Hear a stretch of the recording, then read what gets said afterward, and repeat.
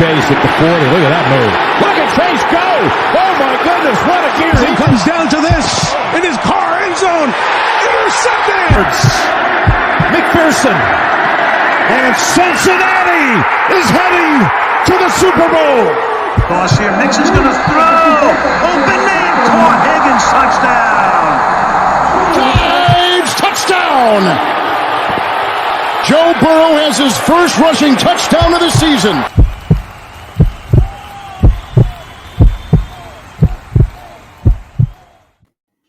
Hooday, Bengal fans. He is Maan. I am Jake. This is the Bengals Pulse, the heartbeat of our Cincinnati Bengals. Maan, I am so glad the bye week is over. I absolutely hate bye weeks. It's like waiting for Christmas, right? It's like the week before Christmas, and I just can't stand there not being a Bengals football game. Mom, we got a lot to talk about, though, tonight. And before we do, how was your week? It was good. I agree with you. It's tough watching NFL football without the Bengals. I mean, there were some really entertaining games yesterday. But, I wish our guys were playing. I can't wait for this coming Sunday. Steeler week, I'm not going to lie to you, man. It makes me nervous. There's something about that team that just gets under my skin. And it just started as soon as the games, ended yesterday, and I woke up this morning. It's Steeler week, and I'm a little nervous about it. I'm not gonna lie to you. And something about that team. I'm just waiting for cheap shots. I'm waiting for T.J. Watt to do something stupid, and I'm on alert. My blood pressure's up. Your blood pressure is always up. Well, I had a great week, Juan. I had a great week. As you know, we won our first round playoff game, so very proud of my guys. They played really well. So on to round 2 Friday. Got another tough opponent, so we're excited though about advancing to the second round. So it was a great week. Although, like I said, no Bengals football, but now we have Bengals football back. But before, Mon, we talk about the game coming up on Sunday. You and we've decided to do our Midseason Awards. We're going to talk a little bit about offense, defense, special teams. We're going to talk a little bit about what we foresee these last 8 games and how they are going to go, and then what you and I want expectation-wise out of these last 8 games. So we have a lot to get to. Listeners, please get involved in this conversation tonight. We want to hear what you guys think. Give us your awards. Listen to what Mon and I have to say, and give us your awards. We want to know who you think should get some of these awards that we are going to give out. But Mon, so we're at week 10, right? Week 10, the bye week. Again, as far as what happened this week, and the Bengals didn't really move anywhere. They are still the 9th seed right now, which is 2 seeds out of the playoffs. The Cleveland Browns lost, which is always a good thing. And it seems to always happen every week, except for when they play us. The Pittsburgh Steelers somehow won a football game. I'm not sure how that happened again.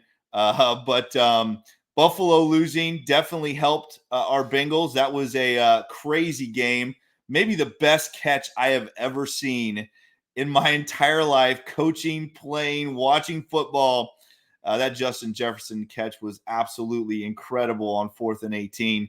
I don't think I've ever seen anything like that before. But that was a crazy game.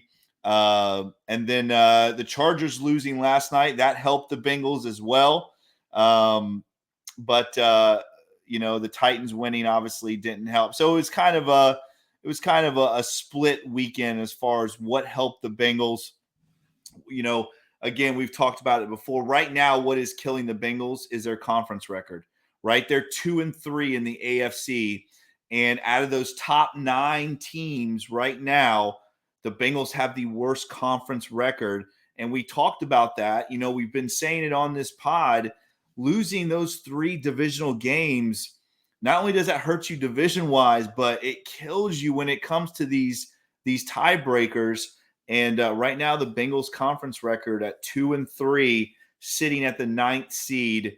They need to win these AFC games, and there's a lot of them coming up here on the schedule, Mom. Yeah, I agree 100%. I think they have 4 of their last 6 at home. The division record obviously hurts being 0-3. They can't afford to lose any more games in the North. But yeah, we need the Jets, we need the Dolphins, we need those teams to start losing. And I think it's going to happen. They have to play each other. They're going to cancel each other out. Yeah, it's going to be an interesting final 8 for the Bengals. Just got to go 1 week at a time. We got some tough games. I know the Ravens, for example. I think I saw a stat the other day. They have the second easiest schedule for the remaining games of the season. That really doesn't mean anything. Yeah, I get it. The teams are playing are struggling, but let's face it. NFL games are NFL games. Ravens got to play some on the road. They got to show up and play. It's a long way to go. We'll see how it shakes out. I still feel good about our team. I think we're going to make it. I think we're going to get in the playoffs. We got to get 5 more wins, and I see them doing it. Yeah, I mean, and really, let's be honest. I mean, the Ravens are not that good of a football team. They're really not. I mean, they're not world beaters. And this year, the AFC is wide open. I mean, football is just so wonky this year. I look at the Detroit Lions.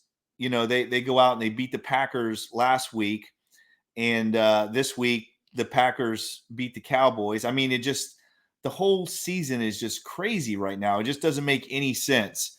But it's wide open, and the Bengals are set up.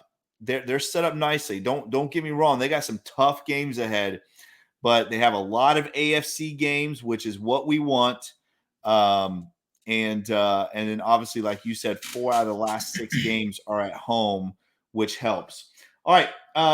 Mom, before Jake, real quick. Yeah, go ahead. Real quick. I just want to, something it was a hot topic on Twitter yesterday, but just watching some of these games, watching the Dolphin game yesterday. I hate to keep on, I'm not trying to live in the past, but the Bengals have been hot lately. They won 3 of their last 4.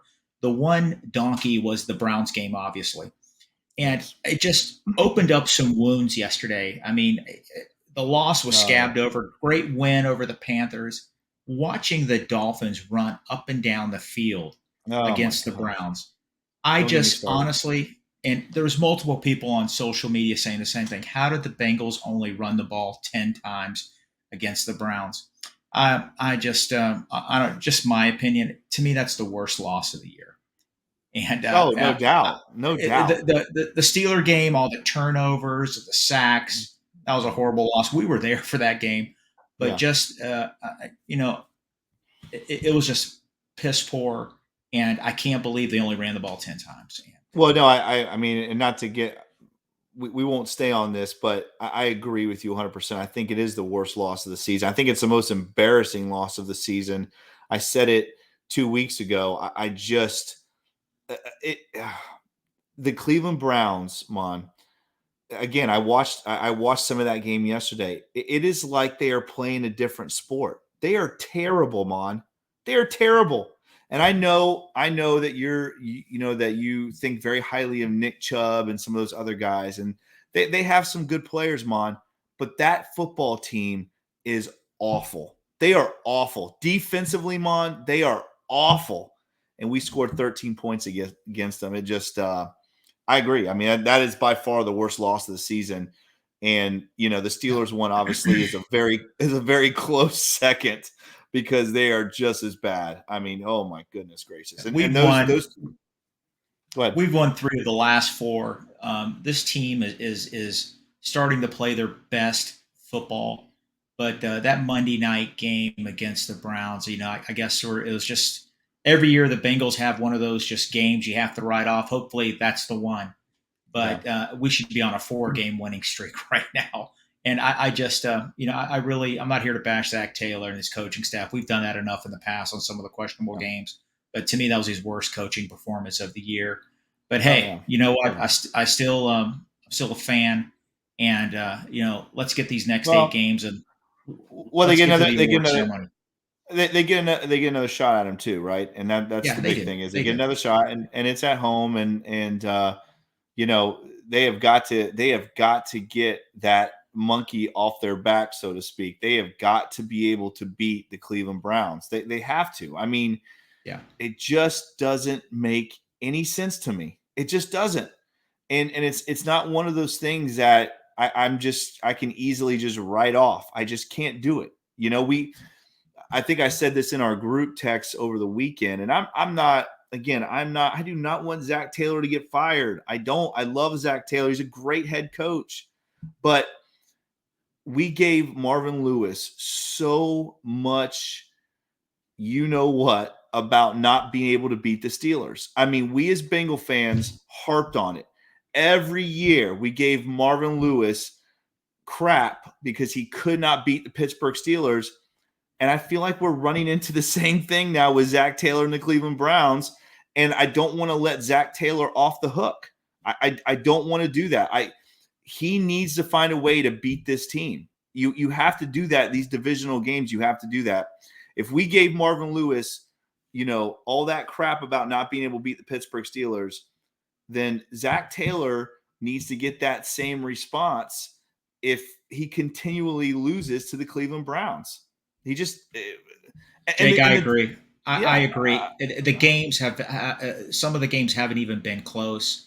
I feel like that we've been outcoached. It's always against the Browns. They dominate us. Their elite players show up and take over the game. Ours don't. Yeah, we've had some shootouts with them, but the game Monday night was just unbelievable. Again, just rushing the ball 10 times is horrible. I like you said, I don't want to harp on it either. And listen, all the people out there that listen to our show, we don't want, like you said, we don't want Zach Taylor fired. Anybody out there that says they want Zach Taylor fired, they're being silly. That's ridiculous. Yeah, that's ridiculous. He took us to a Super Bowl last year. Yes. Listen, we love him. He's a great leader. I don't want him fired, but listen, it's okay to question some decisions, and we have on the show, and we're going to continue to do that if it's warranted. Absolutely. Yeah. All right, here we go. And by the way, I'm not a pessimist. I am definitely a realist. So no, those comments were hot. Keep them coming, baby. Keep them coming. Keep them coming. I love it. I mean, that was good stuff.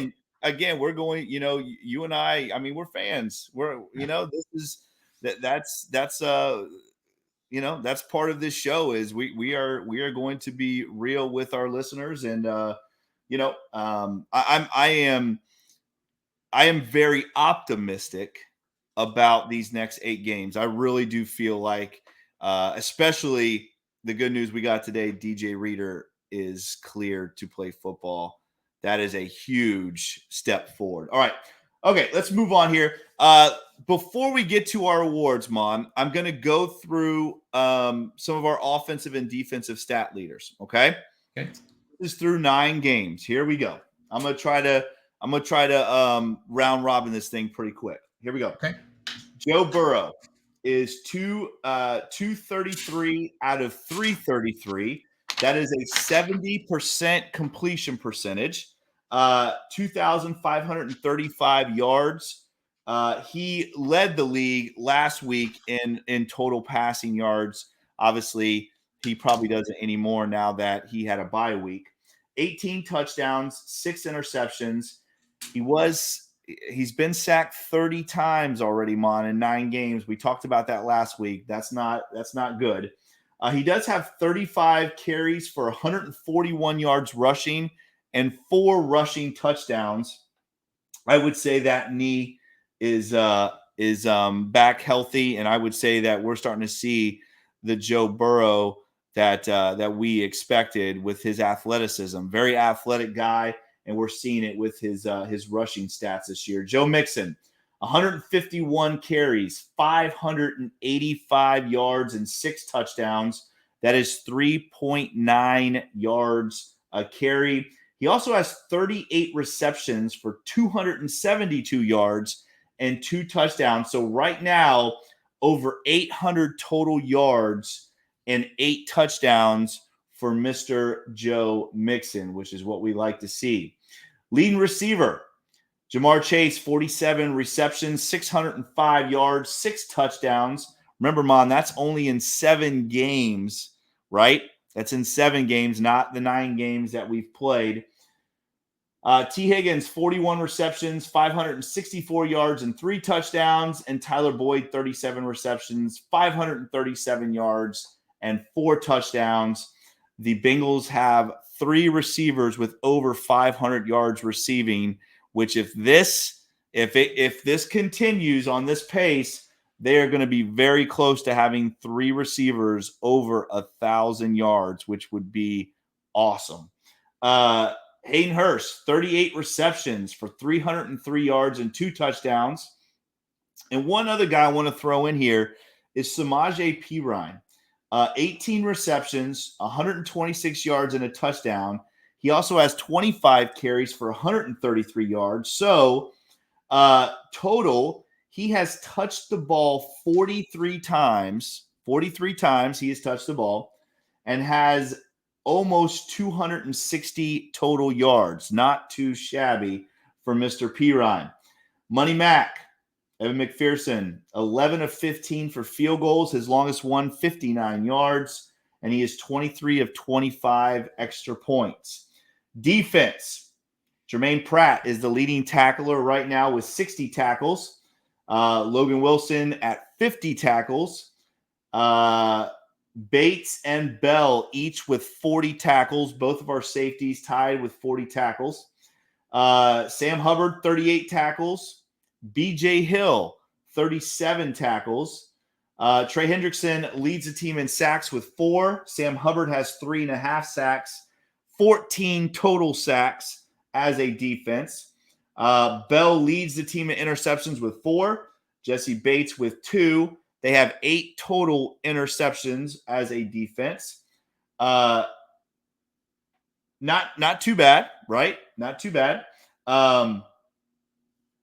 As far as takeaways go, defensively they have 13 takeaways. So that's 8 interceptions and 5 fumble recoveries as a defense. Maan, any of those stats jump out at you? What do you think? Yeah, well, I mean, obviously, Joe Burrow, elite player, one of the best quarterbacks in football. The game against the Steelers, he really struggled, all those turnovers, and what he has done since that game is absolutely phenomenal. His TD, 4 picks. 4 picks that game. Yeah, his TD to interception ratio is phenomenal. And the 30 quarterback sacks and the numerous other hits. I'm so glad he's on our team. He is, I mean, how many different ways can I say it? The guy's just elite. He's special. And just that horrible game week 1, sacked so many times. He was responsible for 5 turnovers, and he's totally rebounded.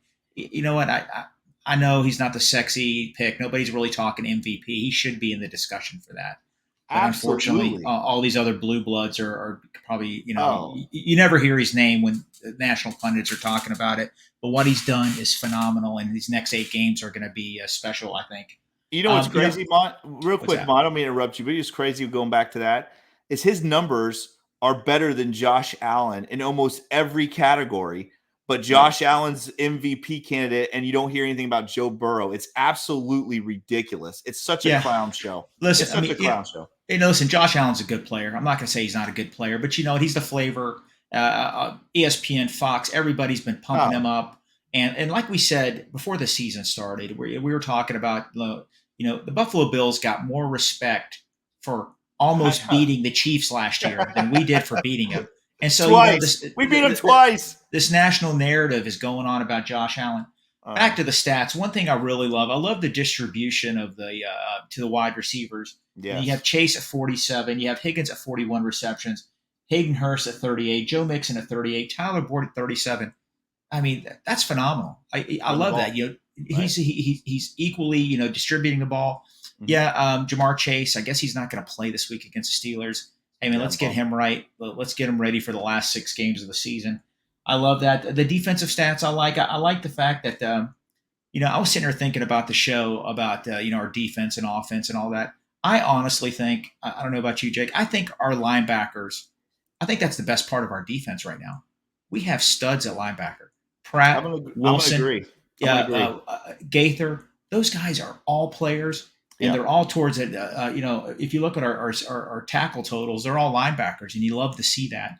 And, but listen, again, I've said this on previous podcasts. we remember the days at my house when we were laughing at how bad our linebackers were.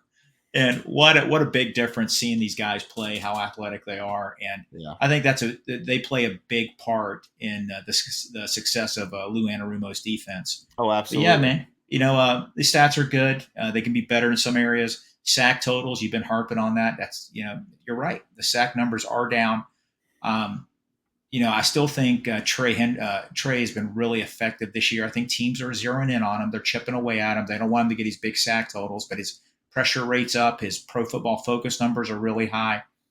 And I'm going to say it, man. I think the Bengals really miss Larry O, man. Ogunjobi, he gave us 7.5 sacks last year. He was Well, I think not having DJ Reader. DJ Reader too, but I think Larry really O was a good 3 technique, and he would just flash. And I think BJ Hill and him were good platooning last year. They were a good rotation for sure. We were. Just real quick, going back to the linebacker thing. Do you remember how excited we were when the Bengals drafted who was that?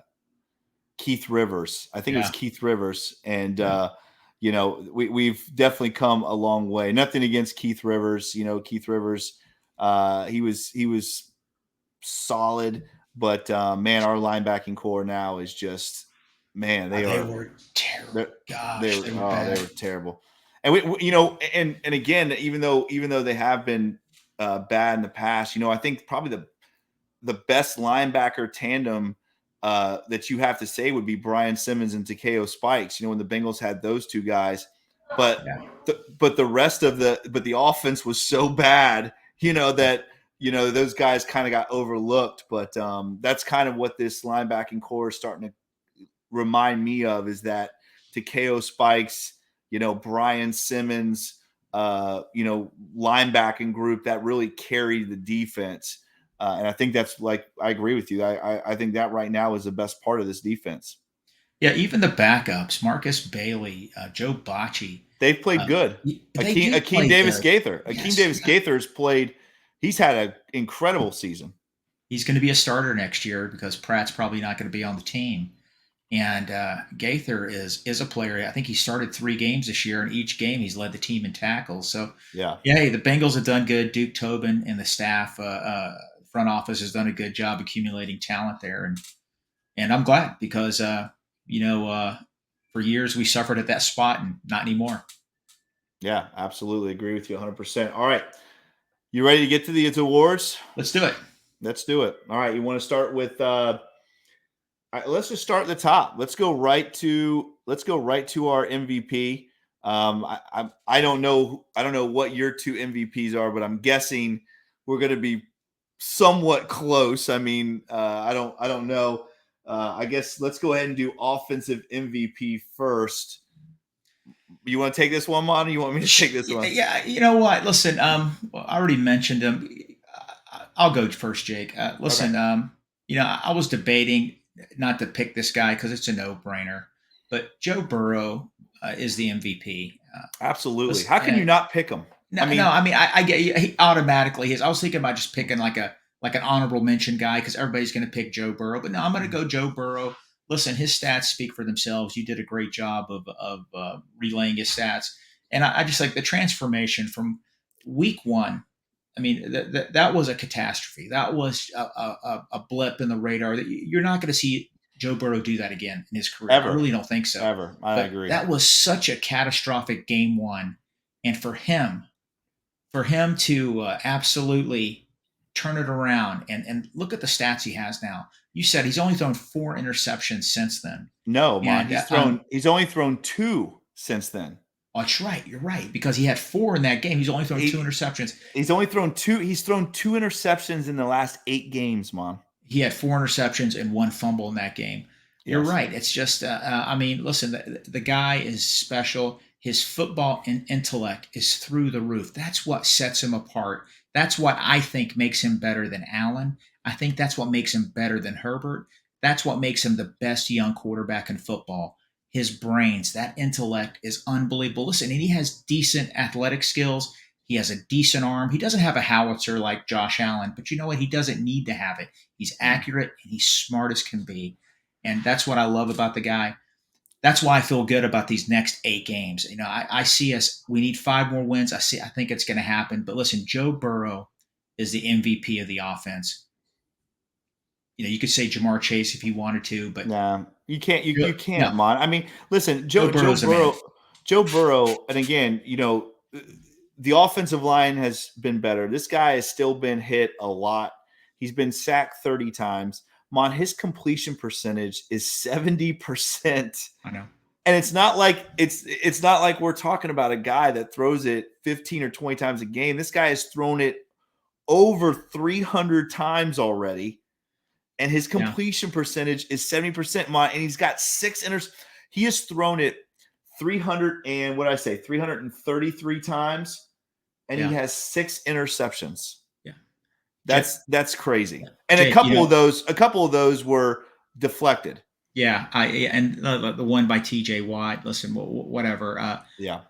He is, I believe, the best quarterback in football. His brains sets him apart. His will to win, his intellect, his moxie. I think that's what sets him apart of everybody else. Of course, all these quarterbacks want to win. Who doesn't? But there's something about him. He can just he's got this killer instinct, and I just I love him to death. One other thing, listen, I want to do an honorable mention real quick. His stats are not through the roof by no means. He's been a solid addition to this team, but there's something about Hayden Hurst. That's my honorable mention on offense. I want you to know there's something about that guy. He catches the ball. He trucks a couple defensive players. Yeah. You know, listen, how many times have the Bengals been bogged down? They're sort of like 3 and out. Then he makes this play, and all of a sudden they wake up. The Raven game, he dives for that touchdown. He is just, he's full of energy, and I think the team responds to him. He's got this will, this desire, and I'm going to say he's my honorable mention offensive. I don't want to say MVP, but he's my honorable mention offensive stud. Let's put it that way. Mon, I listen. He's mine too. Hayden Hurst is my honorable mention on offense. I'm with you. I think he's one of the best additions to this football team, and I think it's not just. I mean, obviously he is a better receiver, but I think all around he just has that moxie to him, and man, what an incredible addition and what a huge upgrade at that position that we have struggled at for so many years. And I think as Bengal fans, we can feel very good that we've got a good one now because he is the real deal. He's a solid blocker. He is a great receiver. And he, like you said, he just has that moxie, man. I absolutely love the guy. Monty's caught. He has 38 receptions. Yeah. I mean, he's been a huge, and I feel like too. I feel like Joe Burrow feels very comfortable with him. I think Joe Burrow feels very comfortable having him as that check down guy a lot of the times when he needs to get rid of the ball. But he's made some incredible catches. We were at the Steeler game week 1. That catch in overtime was incredible. Oh, I mean, that basically set up what should have been the winning field goal. But man, I mean, the guy has made some huge plays this year. All right, I guess I'll take the defensive MVP, and you can kind of throw in. Sure. But we both agree: Joe Burrow, offensive MVP; Hayden Hurst, honorable mention; defensive MVP. I'm going to go with Von Bell. This guy, again, we have discussed this in the past. The Bengals need to re-sign Von Bell tomorrow. They need to. That he is the leader on defense. He leads the team in interceptions. He has he's third on the team in tackles.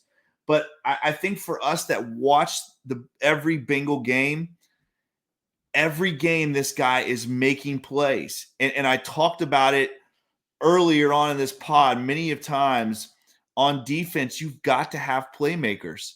And he is our defensive playmaker. Whether it's forcing fumbles, big interceptions, big hits, quarterback pressures, he does it all. He is, to me, the defensive MVP. And I don't even know I don't even know if it's close. I just think he is the centerpiece of this defense. And I'm going to throw out my honorable mention real quick, and I'll let you tell me yours. My honorable mention is BJ Hill. I look at DJ Reader and that huge loss of losing that centerpiece, and BJ Hill has really carried the interior of this defensive line. 37 tackles. He is 5th in the team in tackles, Mon, at defensive tackle. 2 sacks, a forced fumble, 2 fumble recoveries, and a block kick. To me, BJ Hill is my honorable mention. So I got Von Bell, my defensive MVP, BJ Hill, honorable mention. Mon, who do you got? Okay, I had Von Bell as my third choice. Okay, but everything you said about him is dead on. He's becoming one of my favorite Bengals of all time. He really is. What a pickup! And I think we mentioned it in the summertime. I hope they re-sign him. He's only 28, 29 years old. He's not an old guy. No. And let's face it, Jesse Bates probably isn't going to be there next year. You're going to need him to help out Dax Hill, Tyson Anderson. He's like glue. He gets those guys on the same page. Right. They need his veteran leadership. He's the centerpiece. He's the centerpiece of the defense. And you have four interceptions. Listen, my MVP, and this is a little sad, but it's Cheeto. And I'm going to tell you something right now. He's an eraser. He doesn't have the interceptions and all that, but listen, he absolutely. I don't think it's a stretch to say he's a top 5 corner in football. Oh, he definitely is. And I think definitely is. His play, Jake, we go back and forth all the time. I'm a defensive homer. I love the defense. I love Lou Anarumo. I'm not going to lie to you. I'm really worried about that injury. I think the defense is really going to. You know how I feel about it. Well, listen, I know we talked about that last week and everything. We agree, but we disagree on some things on that. In a perfect world, I would have loved to have a veteran stud come in, but it's salary cap ramifications. Is you want a giant contract? Is it an 8-game rental? I don't know, but Cheeto not having him is going to hurt. But he is so dominant. He is an eraser. He would absolutely basically take out some of the best receivers in football. And when he did get beat, it's just. That play by Tyreek Hill, that was just a fluky play. The 65-yard pass by Tua. It bobbled it. Cheeto was there to make the guy just made a great play. But my second choice is going to be Trey Hendrickson. I know his sack numbers are down, but his Pro Football Focus numbers are through the roof. 84% Pro Football Focus. And he's in the top 10 in the NFL in quarterback pressures. Out of all defensive ends. I know he's not getting there. He's not getting the sacks like he got last year, but I think a lot of that has to do with scheming. I think offensive linemen are chipping him. I think they know, hey, we are not going to let Trey Hendrickson wreck our game. But, I did find this one stat. According to Pro Football Focus, the Bengals are 4-1 when Trey Hendrickson has 3 quarterback pressures in a game. So let's get the 3 quarterback pressures. Yeah, because, right. Listen, he sets the tone. And listen, he may not get there, but when he hits that quarterback knows, hey, man, that guy's coming. And I'm going to have him as my honorable mention defensive MVP. And Von Bell was probably third. But, our defensive talent is solid. I just hope these young guys can step up and limit the loss of Cheeto. Really worried about that. Yes, I agree. And I think those are 2 good choices. You can't go wrong. So you have Cheeto as your halfway point defensive MVP, which is very sad to even say his name. It makes me sad. Trey Hendrickson as your honorable mention. I have Von Bell and BJ Hill. All right, Mon. Again, we're not being negative, but we do need to talk about disappointing offensive player, I guess we could say, and disappointing defensive player. I guess this would be something that we thought more. Our expectations were higher, and it just has not panned out. So Do you want to do? Why don't you take defensive this time, and I'll take offensive, and then we'll switch. All right. So tell me your disappointing defensive player. Okay, listen, I've never been an Eli Apple hater. I like him. I like him a lot. He's disappointed me. Yeah, giving up some big plays, 75-yard bomb against the Falcons. The end around against the Saints was not a good look. Um, we need him. We need him big time. We just harped on Cheeto's injury. We need Eli to play like he did last year. Because listen, Eli surprised me last year. He played solid NFL football. I know he's capable of it, but he's had an inconsistent first half of the season. And I was expecting him to play a little bit better. But you know what? Listen, he's got 8 games to rebound, and he's going to be my most disappointing defensive player. Okay. All right. So my most disappointing defensive player. I'm going to go with. It's very hard for me to choose. I'm going to go with. I'm not going to go with a player, but I'm going to go with our pass rush.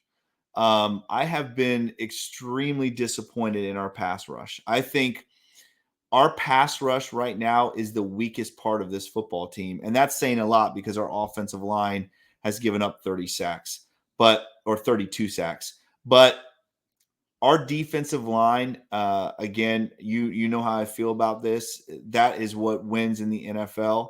And they have been very disappointing to me. I mean, I said the stat earlier. The Bengals have 14 total sacks right now.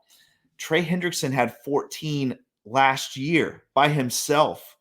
And again, we haven't had DJ Reader.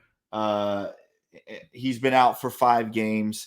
But the pass rush from this defensive line has just been disappointing. I mean, extremely disappointing. And I don't think there's any other way to say it in a nice way. I understand that Trey is getting pressure on the quarterback, and that's great. Pressures are great, but you're never going to talk me out of the fact that you've got to land those pressures. You have to. Yeah. That's the biggest part of this game defensively, is getting to the quarterback and getting them on the ground, putting teams in, 3rd and 15 instead of 3rd and 5. I mean, that, flipping field position and down and distance and making teams play behind the sticks and the chains is the biggest part of playing defense. And we are not getting those negative plays on defense. And I'm disappointed, no doubt. I don't know, Jake, if you listen to Dana and Morrison on their podcast, they actually talked about that a lot, about the numbers being down. But their analysis, I agree with it. The Bengals last year really did a good job of getting pressure up the middle, and that helped the edge rushers. That helped Hubbard. That helped Hendrickson out. They're not getting it this year. Listen, B.J. Hill, I'm not going to say he's underachiever. B.J. Hill's played phenomenal in the run game this year, but we're just not getting that pressure.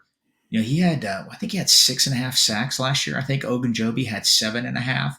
I mean, combined, that's Geno Atkins numbers, and I listen, Zach Carter probably has a bright future. Tuafele's done well, but man, Larry O was really a special player for us last year. And I think they even mentioned that. I think the Bengals miss him.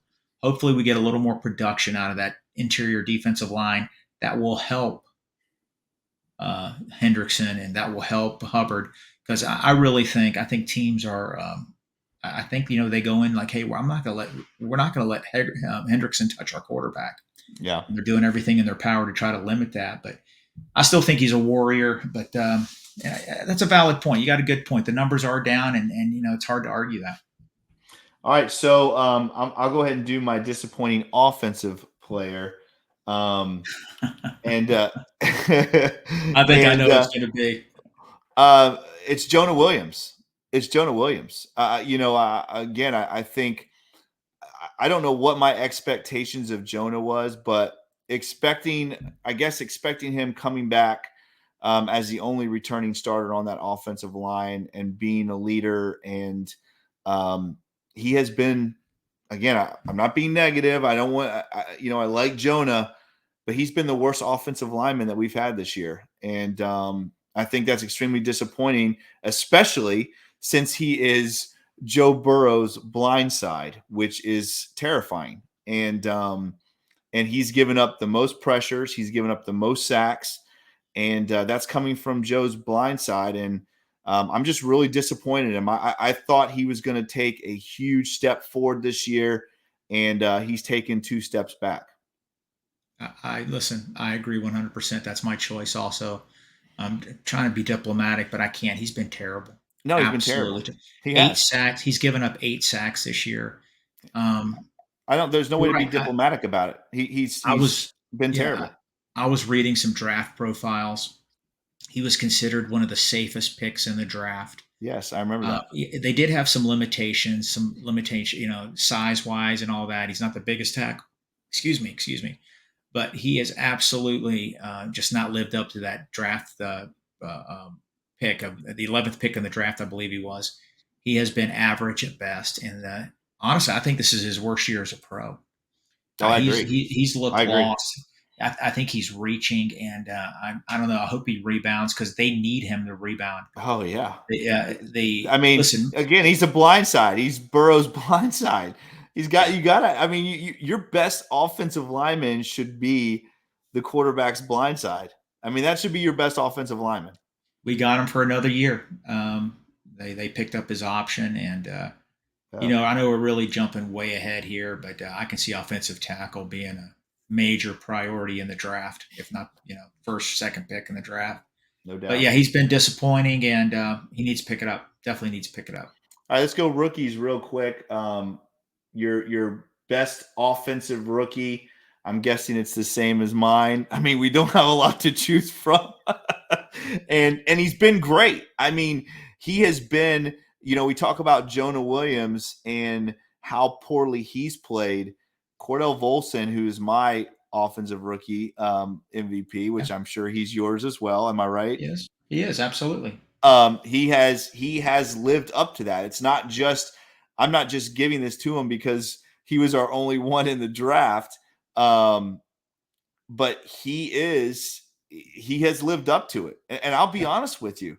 Maan. He's been our best draft pick, offensive or defensive. He has been our best draft pick. Yeah, Volson's really improved a lot. I'm glad. I think we found our left guard of the future. He's going to be there for years. I hope the Bengals end up keeping him because something about guards in the Bengals, after about 4 or 5 years, they let him go. I'm hoping he's not one of those guys. But no, he better not be. I tell you what, he better not be another Max Montoya, or I'm going to lose it. Yeah, he's definitely. I think he's played better every week. He's been a solid addition, and you would expect him to be the weak link of the offensive line, but he's not. He's not. He's played very well, and that was an easy choice. He's definitely offensive rookie of the year. Yeah, when the Bengals did not re-sign Max Montoya, I think I wept. Yeah, I loved Max Montoya. He was one of my favorite Bengals from that era, and I hope Cordell Volson is our next Max Montoya, except for he doesn't leave us. Yeah.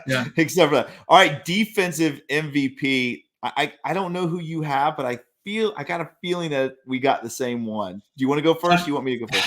Rookie, yeah. Listen. When it comes to rookies, I sort of cheated a little bit. Okay.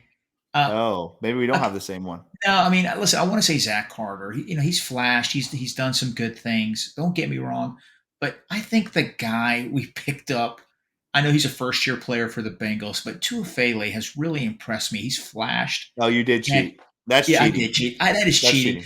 Okay, if I'm going by draft picks, it's Zach Carter. Carter's played the most. He's played the most. He had a couple rough outings, but I tell you, the game against the Falcons, he really played well in that game, even though they ran quite a bit. But he played really solid. The Raven game, he struggled a little bit. He had a chance to take down Lamar Jackson. Or it wasn't Lamar. Who was a running back? Guy ran for like 30 yards. He hit him in the back. Is it Drake? Kenyon Drake? Yeah. And he just bounced off of him and ran for like 40 yards. Yeah. But listen, he's a rookie. He's learning. I think he's going to have a bright future. He's one of my favorite draft picks. And let's say Zach Carter. Yeah, I say Zach Carter too.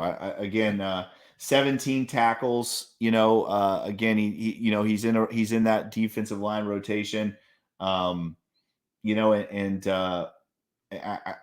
would almost say that Dax Hill has been kind of a disappointing. Not that I'm disappointed in Dax Hill, because I'm not sure what type of opportunities he's getting right now, but disappointed in the fact that I thought Dax Hill was going to be a big part of this defense, and we just haven't seen it, and and I don't. So I'm not so much disappointed in Dax. I'm disappointed in the fact that he really hasn't got a chance to shine. And I did an honorable mention. I know we said we didn't really talk about doing an honorable mention for the rookie, but how about Cal Adamitis? I mean, that long snapper position is so important, and we saw that week 1 how important that position is. And Cal, as a rookie, has stepped in for one of the most beloved Bengals in the last 2 decades in Clark Harris. And, Cal, he's a rookie, so we've had some bad snaps here and there, but man, I mean, he really stepped in a tough spot and has played well, I think. Yeah, he has. A couple of high snaps there, but you're right. He's helped solidify that position. He's going to be our long snapper of the future. He's going to be there probably 10, 15 years. But he was a good free agent pickup. And obviously, after what happened week 1, I'm glad we got him. But as a rookie, man, he's done play well. Real quick, before we need to get into the schedule. Before we do, though, just to kind of brief everybody on some other things that has happened over this first half. Obviously, Cheeto, losing him for the year, only having him for 8 games, very detrimental to this defense. Jamar Chase has already missed 2 games, probably going to miss another game, maybe 2. DJ Reader was cleared today, but he missed 5 games, Mom. Cam Taylor-Britt, right? The rookie that we felt was going to make another impact on this defense, he's missed 6 games. He's only played in the last 3 games.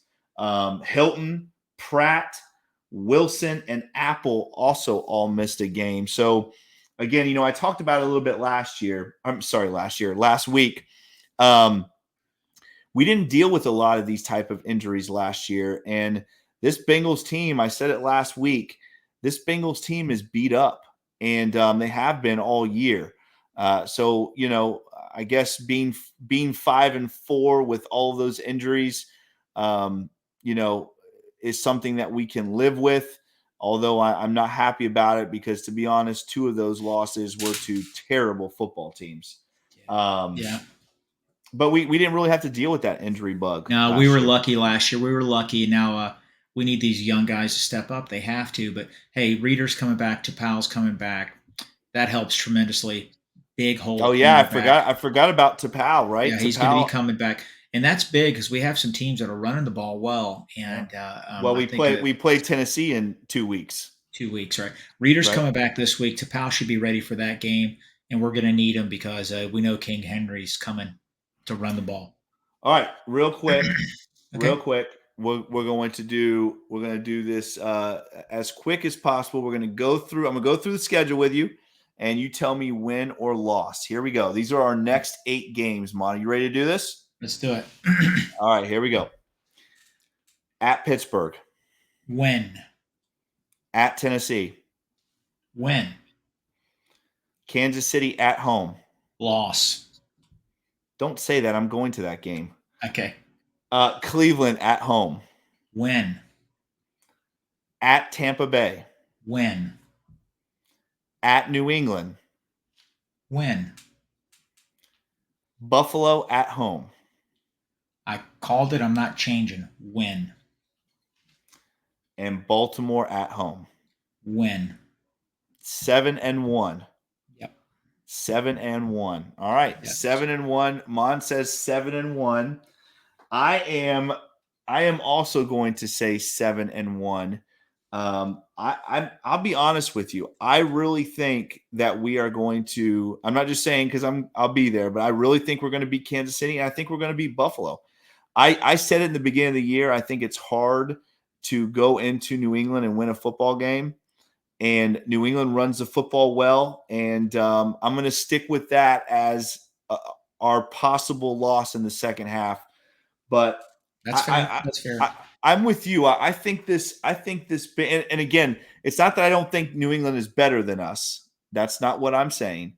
I'm just saying that going into New England is a tough place to play football. Their defense is good, and they can run the football. So, all right. So I have this. Jake, I also quick, have this. Yeah, 7. Okay, I 7-1 is what I said. I think it could happen. We need 5 to get in the playoffs. Okay, if I'm off by 2, it is what it is. But I think 7-1 is very doable. I'm not really worried about the Titan game. Everybody's like, oh, they got a great record. We match up well against them. Listen, we just got to get to 24 and we win because they don't have an electrifying offense. The Chiefs we beat them. We embarrassed them twice last year. They're going to be coming after us. The Buffalo game, we will not lose Monday night in Cincinnati. That town and that stadium is going to be so loud. We're going to win that game. I'm very confident about that. Very confident. I will be at that game too, so I'm very excited about that. Okay, real quick, listeners, just to remind you that New England game is on a Saturday, Mon. That's on Christmas Eve. That's right. And the Buffalo game, obviously, like you said, is Monday night. The Steeler game this Sunday has been flexed out of Sunday night to the 4:25 slot. All right, 7-1, listeners. We want to know what you think. What's the Bengals record going to be these next 8 games? Mon and I both have 7-1. Okay, Mon, real quick with our picks before we get out of here. Cleveland at Buffalo, Mon. Who you got? Buffalo 48-3.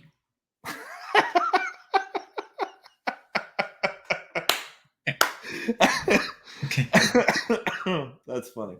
I'm not too far off. I'm going to say Buffalo 42, Cleveland 7. 42-7. Buffalo will beat Cleveland. Carolina at Baltimore. Baltimore is going to win that game 16-9. This is going to be the first time all year that I have picked one of our division teams winning a football game. I just don't see Baltimore losing this game. Carolina is really struggling right now. I'm going to say Baltimore is going to win that game 21-10 over Carolina. And the big game, on Bengals at Steelers. Who you got? I got the Bengals winning that game. It's going to be 27-10 with multiple cheap shots by Steeler players. It is. Listen, it's going to get ugly. I can't stand that team, man. I tell you, it's going to be cheap shot city. The Bengals are going to win the game, but I just don't want anybody hurt.